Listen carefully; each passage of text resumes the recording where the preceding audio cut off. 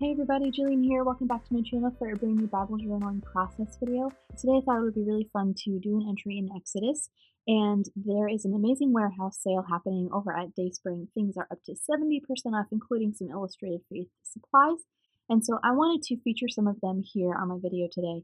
I think the sale is good through January 30th, so time this video is going live. These things are pretty well marked down. And so really quickly, I'll show you what I've pulled out to use. I have an idea of the passage. I know the passage I want to journal, and I know what I want to talk about, but I really have no idea art-wise what I want to do on the page. But I thought it would be fun to use some of these Puffy stickers from the Delight in His Day collection.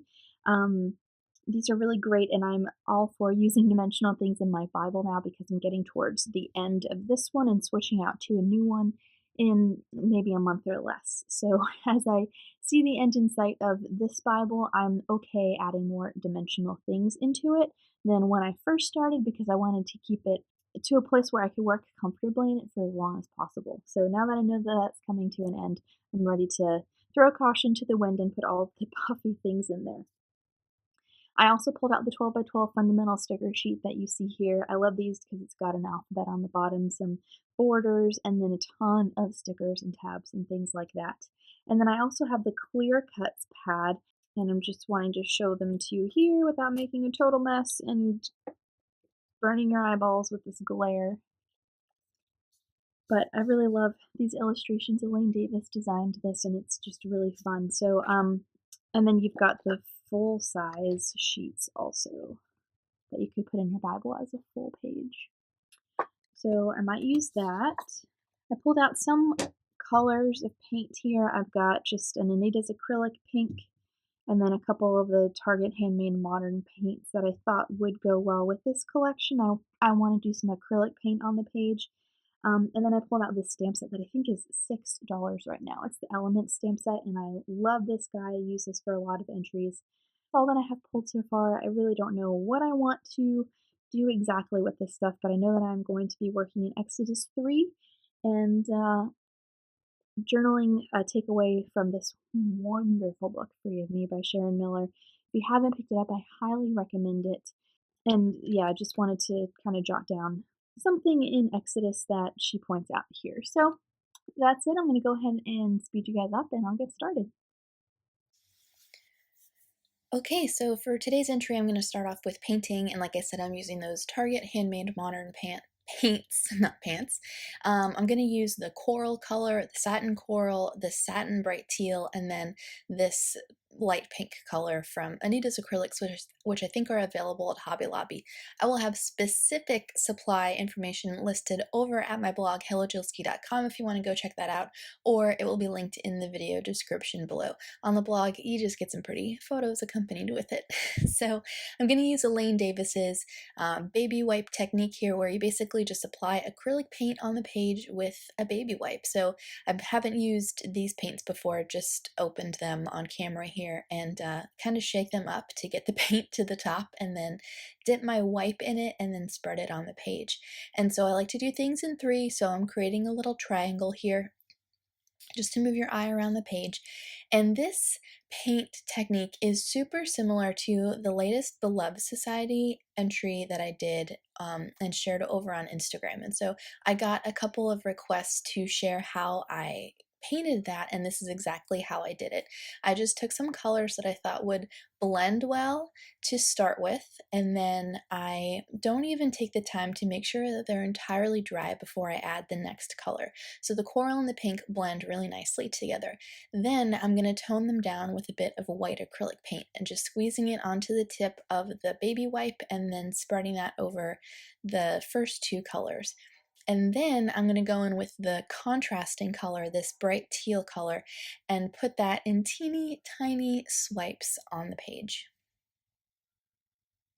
So the inspiration behind these colors came directly from the colors in the collection. So I tried to pick things that I knew would look good with the yellow alphabet stickers and that would just generally match what's included with this collection.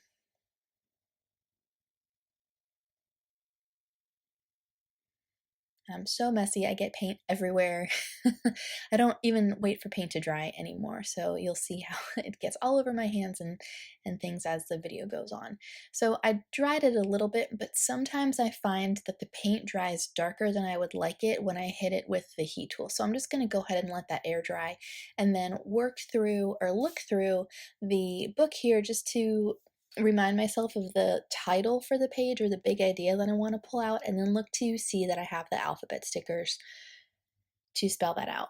And so here I'm thinking about writing down the phrase that I want to spell out. And so I'm going to use a bunch of different supplies, and they're not all necessarily on sale in the Dayspring Warehouse sale. And one instance of that are these word fetty. I like to use them to build phrases because the phrase I end up spelling says, believe the one who can, and that would be really big if I used all huge alphabet stickers. So I like to use wordfetti for those smaller words like the or a and, those articles, and just to save some room on the page to make sure I have room for the title and the journaling and stuff like that. So here I'm looking at the verse that I actually want to journal, which is Exodus 3, verse 12, where it says, and God said, I will be with you, and this will be the sign to you that is I who have sent you. When you have brought the people out of Egypt, you will worship God on this mountain.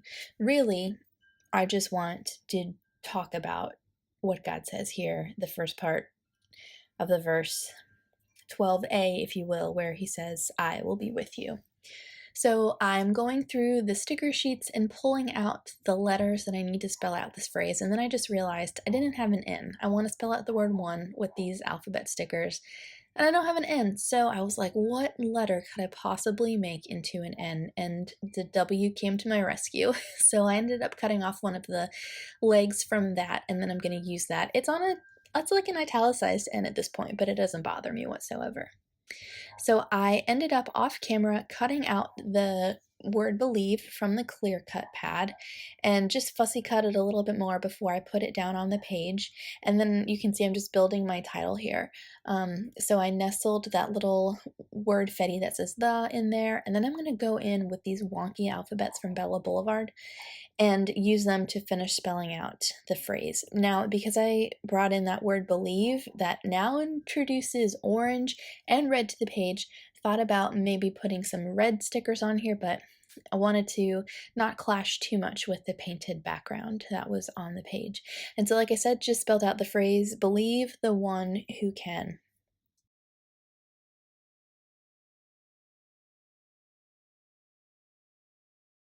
I have a little bit of space here between the end of the page and the word can, and instead of moving it over, I'm just going to put one of these puffy stickers down, and I feel like that punctuates it perfectly.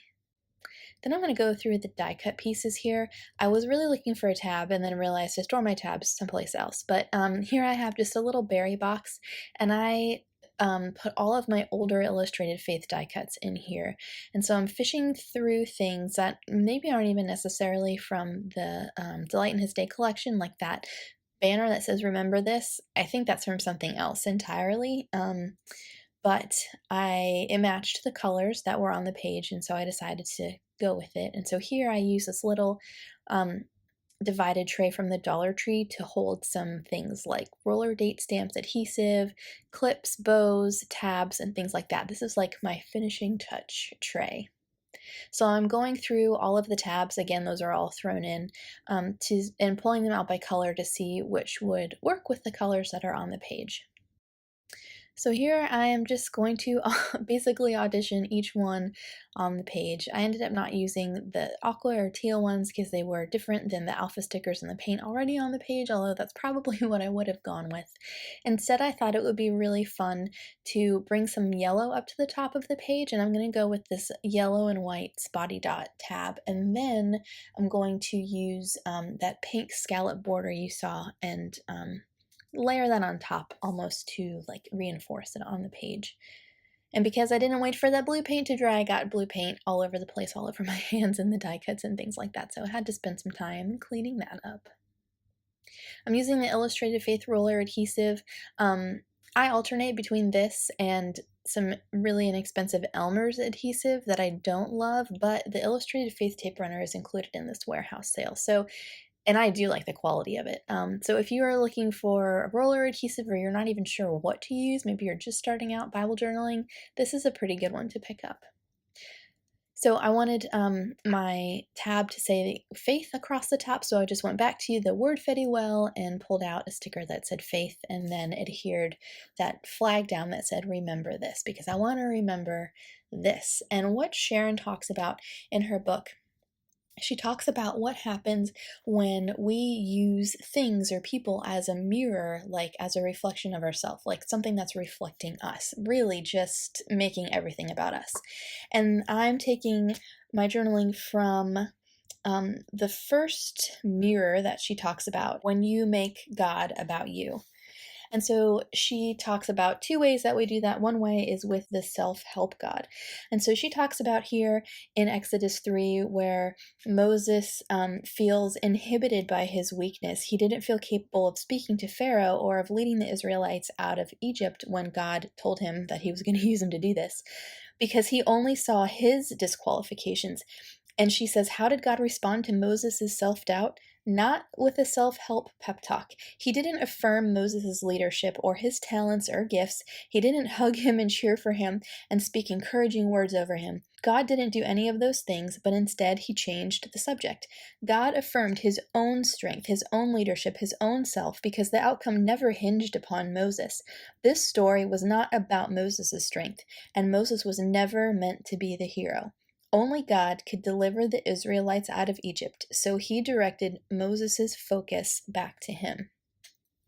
And then she talks about a similar situation with Jeremiah, and that's where I got the title for this page. She says, once again, God directed his servant off of his own limitations and onto the limitless God. She says, the one true God responds to our insecurities with reassurances about himself. In doing so, he releases us from the source of our paralysis, shifting our gaze from the can'ts to the one who can.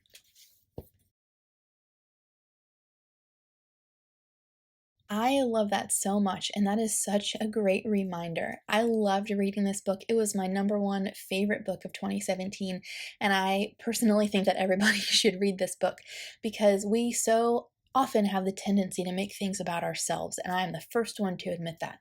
And so reading this passage in that light, and realizing that God says, I will be with you, yeah, it's amazing. I just need to stop focusing on myself, right? And focus on the one who can do all things. Oh my goodness, our almighty, all-powerful God. So to wrap up the entry, I'm going to go ahead and embellish it a bit more before I call it done. I went back to that fundamental sticker sheet, put a few little embellishments on the page, and then I'm going to go in with the elements stamp and use this little spotty dot stamp, again in 3 places to create that visual triangle. I'm using a scrap piece of paper here as a mask because I didn't want to stamp on some of the elements that I already put down on the page or on the text here. And that's pretty much going to do it for this entry in Exodus. I've got a couple close-up shots here if you guys want to see the finished product. And I just want to thank you so much for watching and for allowing me to share and being so encouraging. I love reading through each one of your comments, and I am just so fortunate to be able to talk to you guys once a week and just praise God for that and totally give him all of the glory for what he's doing in each one of our lives. So I hope you guys have a great week, and I'll see you really soon.